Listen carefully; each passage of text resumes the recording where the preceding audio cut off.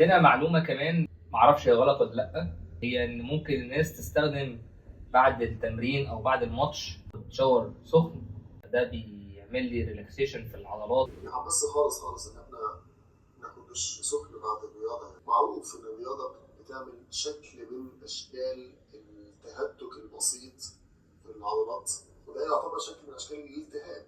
طبيعه الالتهاب الجسم اللي هو بيبقى مصطحب ببعض السخونه، فمش من الحكمه ابدا ان انت تضيف سخونه على السخونه دي. الافضل ان احنا نعمل دش ساقع، لان ده بيأمن النقطه بتاعه ان ما يزيدش التهاب فوق الالتهاب. طب ليها سايد افكت؟ اكبر سايد افكت ليها ان هو لو في التهاب او في بدايه تهتك في العضلات خفيف، ومن المحتمل ان الميه الساقعه مثلا تعمل له هيلينج، تخليه اندر كنترول يعني.